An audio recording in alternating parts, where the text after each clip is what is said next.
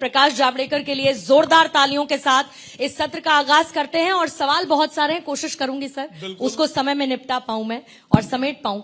सबसे पहले बात उस श्वेत पत्र की करना चाहूंगी जिसको लेकर आज चर्चा हो रही है। श्वेत पत्र में आपने क्लियरली ये कह दिया कि जो यूपीए सरकार है वो अपने कार्यकाल के समय 10 साल के समय वो आर्थिक मैनेजमेंट में पूरी तरीके से फेल नजर आई। उसमें आपने घोटालों की फहरिस्त दे दी, आंकड़े दे दिए, कंपैरेटिव स्टडी दे दी कि भाई लोग तय कर ले। लेकिन उसके बाद विपक्ष के लोगों ने यह पूछा कि बीजेपी सरकार क्या कहना चाहती है कि इन 10 सालों के अलावा उससे पहले कभी कोई काम ही नहीं हुआ, देश आगे बढ़ा ही नहीं।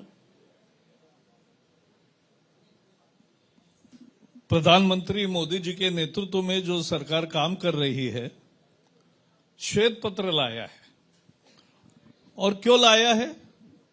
यह बताने के लिए कि देश में क्या हुआ। तो उसमें बताया है कि 2014 तक 24,000 किलोमीटर महामार्ग बने थे, नेशनल हाईवेज, और उसमें ज्यादातर अटल जी के जमाने में बने। लेकिन पहले ज्यादा नहीं बने थे 4 लेन हाईवेज, और अब 10 साल में 2400 हो गए। ये है मुद्दा कि 67 इयर्स में जो बनाया उसमें भी अटल जी का मुद्दा था मुख्य, और आपने नहीं किया था, यही तो दिखा रहे। दूसरी बात, कोयला घोटाला तो मैंने और मेरे सहयोगी हंसराज आहिर, हम दोनों ने बहुत मेहनत करके वो उजागर किया। उजागर क्या करना था? एक ही कि जिस कांग्रेस के सरकार में राशन कार्ड भी फ्री नहीं मिलता है, वहां 125 उद्यमियों को 50 लाख करोड़ का कोयला भंडार ये फ्री में दे गया। कैसे देते? तो यही मुद्दा है, और इसलिए हमने ये सब घोटाला उजागर किया। लोकायुक्त ने उसको तुरंत सीबीआई को जांच सौंपी। सीबीआई की जांच उस समय यूपीए ने गति से नहीं की, सुप्रीम कोर्ट ने कराई मॉनिटरिंग करके, और फिर सारे के सारे कोयले का आवंटन रद्द कर दिया। ये है भ्रष्टाचार और इसके खिलाफ की लड़ाई। तो ये सब बातें उसमें लिखी है। एक फोन बैंकिंग नाम का नया प्रकार आया था। अभी फोन बैंकिंग है वो अलग है। फोन में आप डिजिटल एंट्री करके बैंकिंग कर सकते हो, ये तो सुधार है, लोगों के हाथ में है। लेकिन वहां उस समय मंत्री फोन करते थे कि इसको इतना हजारों करोड़ रुपए कर्जा दे दो, पूछो मत, और देकर लाखों करोड़ रुपए का देश को चूना लगाया। ये मुद्दा है। पेट्रोल डीजल पे जो सब्सिडी देनी चाहिए सरकार को नहीं दिया, और उसका बॉन्ड दे दिया। 1,51,000 करोड़ के बॉन्ड्स हमें चुकाने पड़े। तो ये तो जरूर है, देश को बताना चाहिए कि क्या हुआ है, इसलिए श्वेत पत्र है। लेकिन उससे ज्यादा एक केवल बताऊंगा मैं कि आज प्रधानमंत्री जी ने घोषणा की कि नरसिंह राव, चरण सिंह और स्वामीनाथन, इन तीनों को देंगे। अब चरण सिंह जिन्होंने किसान की आवाज उठाई, स्वामीनाथन जिन्होंने देश को अनाज के बारे में स्वावलंबी किया, क्योंकि बचपन में मैंने खुद मिलो खाया है। रेड गेहूं आता था तो कनाडा से आता था, ऑस्ट्रेलिया से आता था, हमने खाया है। तो वो आज हम ये होने लगे, ज्यादा निर्यात करने लगे। और तीसरे चरण सिंह जिन्होंने, जैसे मैंने बताया, स्वामीनाथन, चरण सिंह और नरसिंह राव, देश की कुंठित अर्थव्यवस्था को आगे बढ़ाने के लिए जो उदारीकरण जरूरी था वो उन्होंने किया। लेकिन कांग्रेस को गुस्सा चरण सिंह और स्वामीनाथन पर ज्यादा नहीं है, नरसिंह राव को क्यों दिया इस पर उनका सही में ये है। क्योंकि उन्होंने जिस प्रधानमंत्री ने कांग्रेस की इतने साल सेवा की, उसके शव को उनके दफ्तर में लाने भी नहीं दिया, 100 साल का भी कार्यक्रम में भाग नहीं लिया, और इतना ही नहीं, सभी बहुत ही दुर्भाग्यपूर्ण रिएक्शंस। आपने 3 नामों का जिक्र किया। खबर आज ही की है, भारत रत्न का ऐलान, और इससे ठीक पहले लालकृष्ण आडवाणी जी को और कर्पूरी ठाकुर जी के नाम को लेकर भी, और उनको भी भारत रत्न का ऐलान किया गया। लेकिन सवाल ये पूछा जा रहा है कि ठीक है आपने कर दिया, लेकिन इसकी टाइमिंग, उसको लेकर ये कहा जा रहा है कि आपको जहां जहां साधना है उसके हिसाब से आप नामों का चुनाव करते हैं। मोदी सरकार ऐलान करती है कि यही समय सही समय है, इनको सम्मानित कर दिया जाए। मैं आपको बताता हूं, इन सम्मानों से वोट की राजनीति नहीं है। ये देश के विविधताओं को, और प्रधानमंत्री जी हमेशा लाल किले से भी 4 बार बोल चुके हैं कि देश के हर प्रधानमंत्री ने कुछ न कुछ किया है। मोदी ऐसा नहीं कहते कि सब मैंने किया, पहले भी हुआ है, लेकिन उन्होंने सभी प्रधानमंत्रियों का कार्यकाल दिखाने वाला म्यूजियम निकाला। एक भी कांग्रेस वाला वहां नहीं गया है। वहां नेहरू जी का भी है, वहां इंदिरा गांधी का भी है, वहां राजीव गांधी का भी है, लेकिन ये जाने को तैयार नहीं। तो इसलिए तैयार नहीं क्योंकि उनको मोदी द्वेष है, मोदी विद्वेष पर इनकी राजनीति चलती है। लेकिन उसके बावजूद जवाहरलाल नेहरू पर लगातार हमला बोला जाता है। हमने सदन में सुना, प्रधानमंत्री नरेंद्र मोदी ने जवाहरलाल नेहरू का जिक्र किया, कैसे कश्मीर की समस्या उनकी ही देन है, इसकी भी बात की, और इसके अलावा नेहरू के समय में जिस तरीके से प्रॉब्लम्स पैदा हुई उनका भी जिक्र किया गया, और इसको लेकर कांग्रेस काफी नाराज नजर आई। ये कहा गया कि नेहरू के बगैर आज के समय में भी क्या आपकी राजनीति पूरी नहीं होती जब तक आप उन पर हमला कमाल है। ये राजनीति का मुद्दा नहीं है, मोदी जी देश का सोचते हैं। मुद्दा ये है कि नेहरू जी ने जो अच्छा किया उसको अच्छा कहा, जो नहीं किया उसको बुरा कहा, और ये तो इतिहास का विश्लेषण हमेशा होता रहेगा।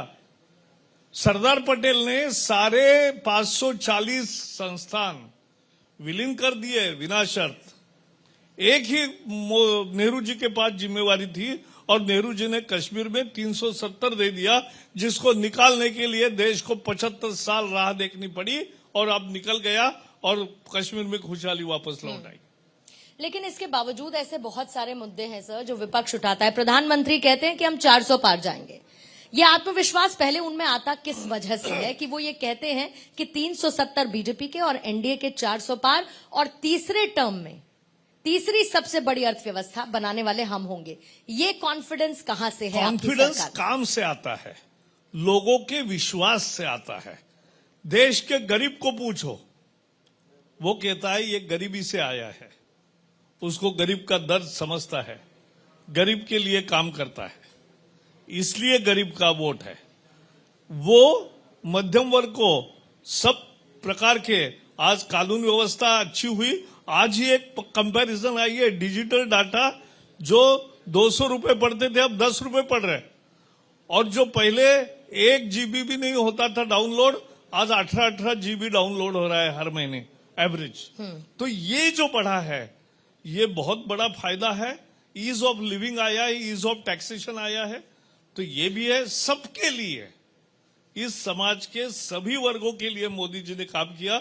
इसलिए पहले प्रधानमंत्री है जो 10 साल होने के बावजूद भी उनकी लोकप्रियता बढ़ रही है, कम नहीं हो रही। लेकिन इस 400 पार में सबसे बड़ा योगदान 2 चीजों का है, जैसा कि विश्लेषक कहते हैं, और वो ये कहते हैं कि राम मंदिर और उसके बाद यूनिफॉर्म सिविल कोड उत्तराखंड में। लेकिन क्या अगर कुछ इसमें माइनस कर सकता है तो वो बेरोजगारी और महंगाई, ये 2 बड़े मुद्दे हैं क्या? ये सही नहीं है। बेरोजगारी के आंकड़े भी देखिए, हमारे 10 साल के मेहनत का परिणाम है कि बेरोजगारी कम हुई है।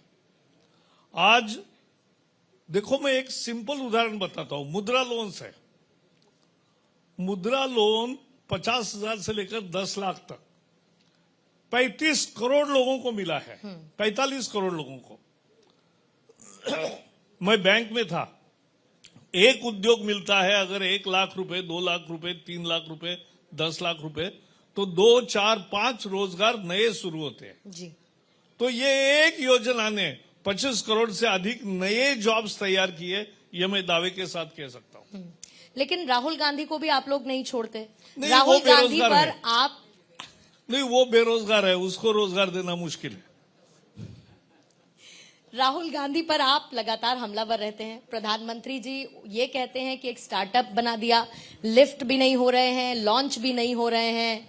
अब देखो, उन्होंने मोदी जी का ओबीसी नहीं है बोले। अरे ओबीसी नहीं है क्या? आपके मुख्यमंत्री थे तब ओबीसी में ये जाति दी गई, जब मोदी जी दूर दूर तक कहीं उनको दिखाई नहीं दे रहे थे।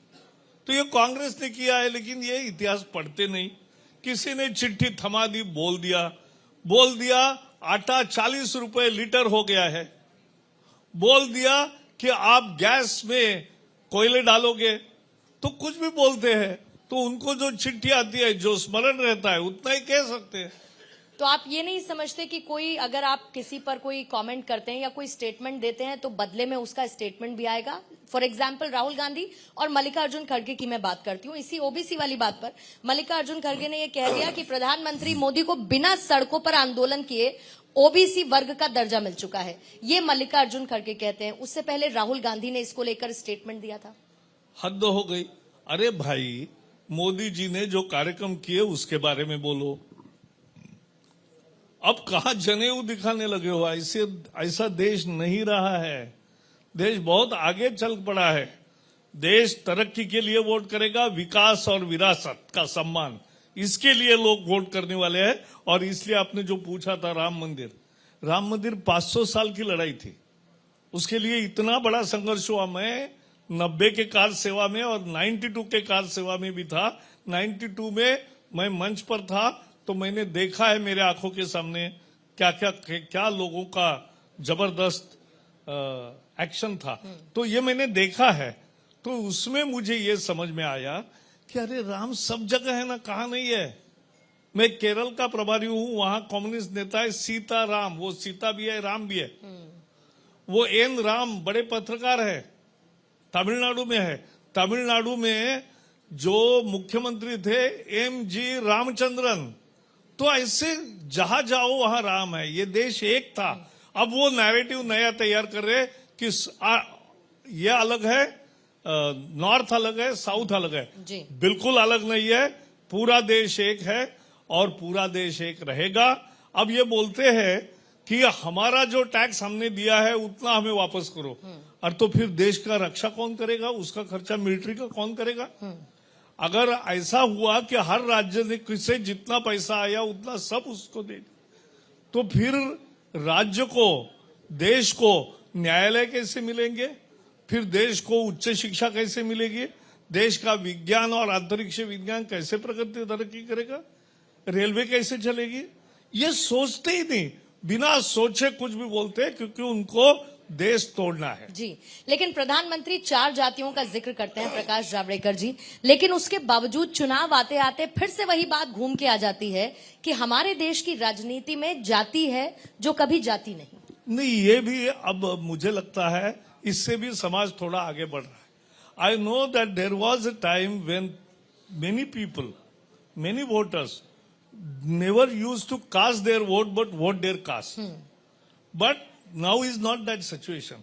लोग समझ के वोट दे रहे हैं और गरीब आदमी के सूझबूझ को कम समझने का अपराध कांग्रेस कर रही है और इसका खामियाजा उनको भुगतना पड़ेगा।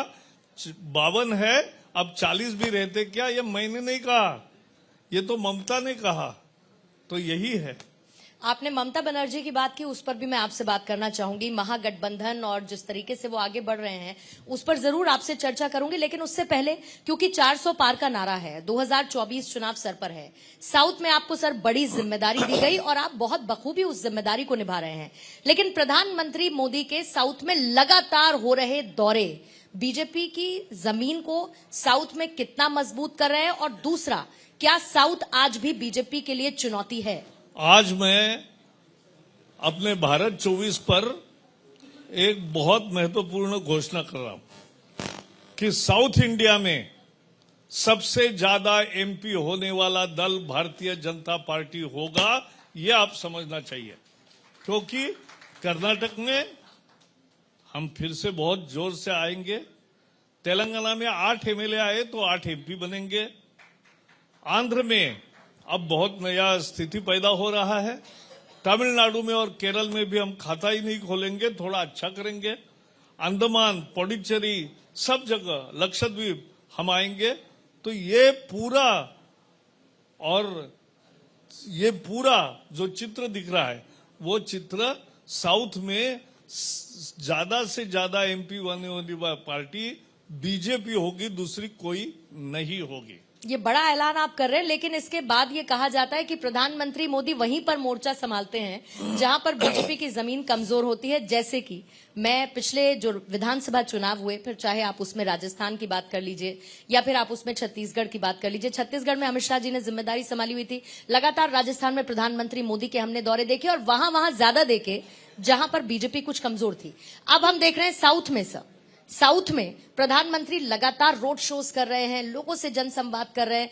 क्या यही वजह है प्रधानमंत्री को उतारा गया है? नहीं, प्रधानमंत्री खुद एक बहुत कुशल राजनेता है। तो हमारे पार्टी थिंकिंग पार्टी है, वो विचार करती है कि कहाँ जोर लगाना है। जहां अपना ही पूरा है व्यवस्था वही केवल जाओ, ऐसा नहीं करते। तो भगवा कहाँ हम है? सभी जगह जाते। और इसलिए जहां केरल में हमारा एक भी सांसद नहीं है, तमिलनाडु में अभी नहीं है, तो ज्यादा करेंगे काम। आंध्र में अभी कोई एमपी नहीं है, करेंगे जोर से काम। कर्नाटक में है वो टिकाएंगे और तेलंगाना में बढ़ाएंगे। तो ये जहां जहां जो करना है वो करते हैं, यही पार्टी का योजना होती है। आप लोग को जहां जहां जो करना है वो आप करते हैं। महागठबंधन को कहां कहां क्या करना है सर? महागठबंधन का कहा है? महागठबंधन दिखा आपको कहीं? वहां तो ममता अलग हुई, अखिलेश अब यात्रा में प्रत्यक्ष जाते नहीं जाते पता नहीं किसी को। मायावती अलग हो गई, जयंत अलग हो गया, फिर तेलुगु देशम भी उनके साथ नहीं है, उनके साथ ये भी नहीं है, वाईएसआरसीपी भी नहीं है, नवीन पटनायक नहीं है। कौन है उसमें? नीतीश जी का नाम आप भूल गए। तो नीतीश तो है ही नहीं, अब तो आ गए, हमारे मुख्यमंत्री हो गए। तो कोई नहीं है। ये एक हवा थी कि जिसमें मीडिया ने और बाकी लोगों ने हवा भरी कि अब तो महागठबंधन होगा और मोदी जी को परास्त करेंगे। कुछ नहीं होगा, क्योंकि लोग काम को वोट दे रहे हैं। लेकिन ये तो प्रधानमंत्री जी भी कहते हैं कि विपक्ष मजबूत होना चाहिए, और वही विपक्ष मजबूत होने की कोशिश महागठबंधन से कर रहा था। लेकिन सवाल ये है प्रकाश जावड़ेकर जी, हमने कुछ नहीं किया। लेकिन सवाल ये है, हमने नहीं किया। वो महागठबंधन मजबूत करे, एक मजबूत विपक्ष तैयार हो, ये तो हमारी इच्छा है। लेकिन वो महागठबंधन नहीं कर पाए, उसमें हमारा क्या दोष है? लेकिन सवाल ये है कि नीतीश कुमार को और आरएलडी को बीजेपी ने मैनेज कैसे कर लिया? नहीं, मैनेज क्या करना है? लोग देख रहे हैं कि देश का भला कौन करेगा, वहां आ रहे, अपनी गलती स्वीकार के वापस आ रहे। यानी कि ये कहा जाता है कि आप गंगा जी में स्नान कर लीजिए, आपके सारे पाप धुल जाते हैं। नहीं, ऐसा नहीं है। फिर ये भी एक गलत फहमी है। सारे केसेस जिनके भी होगो वो वैसे ही चलेंगे। अगर उनमें कोई अपराध कोई है तो अपराध को जो कानूनन मुद्दा है वही होगा। तो ऐसा नहीं है कि किसी को असाइलम दे दिया तो कुछ होगा नहीं, ऐसा नहीं। लेकिन आपकी सरकार सर पर ताज लेकर चलती है कि हमारे समय में हमने पीएमएलए कानून को मजबूत किया, हमने इतने छापे पड़वाए, हमने इतना मनी लॉन्ड्रिंग में जो खपा, मुझे ये हमने बताओ, हमारे साथ बैठने वाला एक सांसद राज्यसभा का, उसके घर में छापे में 350 करोड़ रुपए मिले रोकड़ा, कैश। अब इसका कोई समझ सकता है कि ये क्या है? अच्छा, उन्होंने कहा ये मेरा बिजनेस इनकम है। अरे मैंने तो पहला बिजनेस देखा कि जो पैसे बैंक में नहीं डालता वो घर में रखता है, उससे तो ब्याज भी नहीं मिलेगा। लेकिन ये पैसा सारा कनेक्शन अभी साफ हो जाएगा, किस किस का था और कैसे छुपाया था और कैसे बाहर आया। ऐसा और बहुत कुछ होने वाला है, क्योंकि मोदी जी भ्रष्टाचार के खिलाफ है। न खाता हूं न खाने देता हूं। एक बताइए मुझे, 10 साल हो गए, हमारे लगभग 100 मंत्री रहे, 100 मंत्रियों में एक भी मंत्री पर भ्रष्टाचार का आरोप नहीं लगा पाए। ये मोदी सरकार की विशेषता है। करके दिखाया। और इसलिए आज भ्रष्टाचार के खिलाफ कार्रवाई होगी, देश का विकास होगा, लोगों को समृद्धि मिलेगी, न्याय मिलेगा, जल्दी न्याय का फैसला होगा, ये सब सुधार हमने किए हैं। तो ईडी का अगला दरवाजा पश्चिम बंगाल है क्या? नहीं, ऐसा नहीं होता। वो ईडी तय करता है। देखो, कांग्रेस के जमाने में मंत्री के केबिन में बैठकर सीबीआई का रिपोर्ट लिखा जाता था। ऐसा हमने कभी नहीं कुछ किया। लेकिन आरोप लगाने वाले नहीं रुक रहे हैं और नहीं, इसीलिए आरोप- प्रकाश जावड़ेकर जी, ये सवाल हर बार उठता है। आप ये सोचिए, चुनाव से ठीक पहले ईडी सीबीआई की कार्रवाई, वो नहीं। कहते हैं दिल्ली में कहते हैं देश की राजधानी में अरविंद केजरीवाल, उनकी पार्टी को आप लोग खत्म कर देना चाहते काहे के हैं। लिए? एक एक करके सारे नेताओं को आपने ऐसा जेल है, भिजवा हम दिया। क्यों खत्म करेंगे? लोग खत्म छत्तीसगढ़ करेंगे। में चुनाव से पहले भूपेश लोगों बघेल, को ये दिखता है और याद राजस्थान आता में- है कि बेटे के सर पर हाथ रख के कहा था कांग्रेस में कभी नहीं जाऊंगा। गए, कांग्रेस के साथ गए। आगे जाके उन्होंने देखा कि मैं गाड़ी नहीं लूंगा, गाड़ी ले रहे। मैं एकदम 2 रूम के घर में रहूंगा। वो 34 क्या बड़ा ताजमहल, शीश महल बना है, तो उसमें रहने लगे हैं। तो ये जो बोले उसका उल्टा करते हैं। इतनी भ्रष्ट पार्टी और इतनी पॉलिटिकली क्या कहे बेशरम पार्टी आज तक मैंने कभी नहीं देखी। उनको अपराध बोध भी नहीं है। उनको तो अपराध ही उनका लगता है कि हम ही आते रहेंगे हमेशा। ऐसा नहीं होगा। अब दिल्ली का भी मैदान नजदीक है।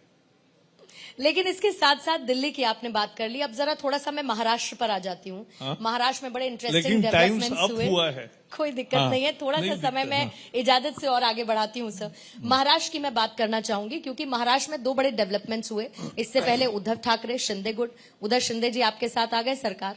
फिर उसके बाद अब एनसीपी में टूट, शरद पवार, अजित पवार आपके साथ आए। यानी कि जो 2 मजबूत पार्टियां जो तो महाराष्ट्र की हमने- राजनीति में ये पुरानी हमारा रही हैं। दोष कैसे? अगर शिवसेना और भारतीय जनता पार्टी का अलायंस इकट्ठा चुनाव लड़ा, मोदी जी का पोस्टर लगा के आदित्य ठाकरे चुन के आया और वो बाद में एकदम गद्दारी करके अगर कांग्रेस और राष्ट्रवादी जिनके खिलाफ हमने चुनाव लड़ा उनके साथ गए, तो वो गद्दारी थी, शिवसेना ने की।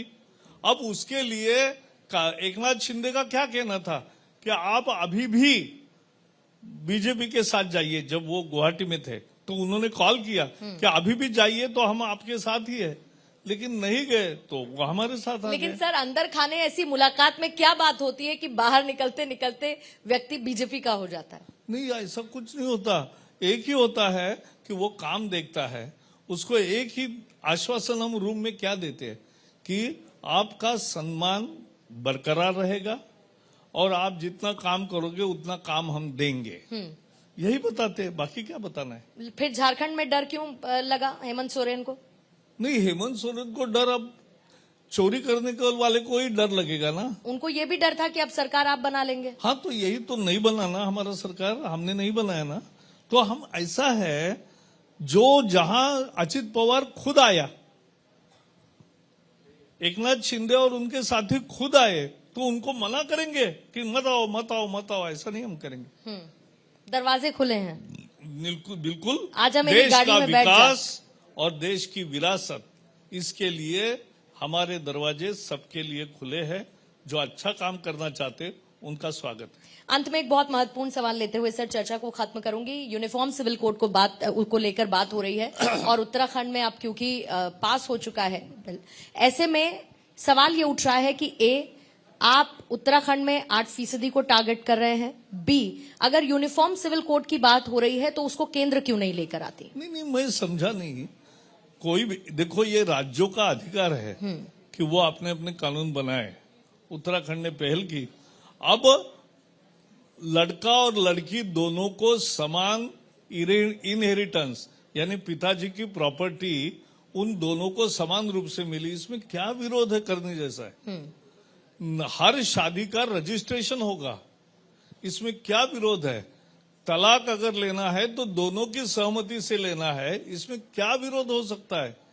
ये तो प्राकृतिक कानून है। लेकिन और गोवा में है, गोवा में मुस्लिम है, वो कोई शिकायत नहीं कर रहे हैं। लेकिन सर वो बहुत पहले की व्यवस्था थी ना, पहले आजादी की थी तो भी मुसलमान वहां नहीं विरोध कर रहे तो बाकी जगह क्यों करेंगे? नहीं करेंगे। लेकिन उसके बावजूद यूसीसी को लेकर सर विरोध तो है और एक वर्ग इसको लेकर नाराज है। वो ये कहता है कि आप उनके पर्सनल लॉ के साथ छेड़छाड़ कर रहे हैं। नहीं, ये फिर मैं बात बताता हूँ। इस देश में पहले तो क्रिमिनल शरिया के द्वारा हाथ तोड़ने वगैरह की सजा थी, क्या वो चालू रखेंगे? तो क्रिमिनल लॉ एक्ट हो गया, जो शाहबानों के संबंध में अलग बनाया था एक क्रिमिनल लॉ, वो भी एक हो गया। तो मेरा मानना पक्का है कि ये जो हो रहा है तो वो एक देश को आगे बढ़ाने के लिए, और ये कोई कंपल्सन नहीं है। जैसे एडॉप्शन, सबको अधिकार है, सब माताओं को अधिकार है। अब माताओं को अधिकार है यानी हर एक ने अडॉप्ट करना चाहिए, ऐसा थोड़ा ही कहा है। तो कंपल्सरी क्या किया है? किससे शादी करो ये थोड़े ही हम बता रहे हैं कि आप करो लेकिन रजिस्टर करो, इतना ही कह रहे हैं। तो इसमें क्या बुराई है? लेकिन अब उत्तराखंड के बाद महिला को अधिकार नहीं चाहिए क्या? बिल्कुल चाहिए, लेकिन तो इसके साथ चाहिए साथ तो महिला को रजिस्टर होने पर कुछ अधिकार मिलता है, उसका तलाक कोर्ट से होगा तो एक न्याय मिलता है। तो इसमें क्या गलत है? अकेले एकदम तलाक हमने ट्रिपल तलाक बंद किया, तो वही उसके आगे ये बात है। ये कोई मुसलमान का मुद्दा नहीं है, ये सभी मजहब, देश के सभी नागरिकों को एक समान कानून, ये सैकड़ों देशों में है। अब हमारे यहाँ क्यों विरोध है?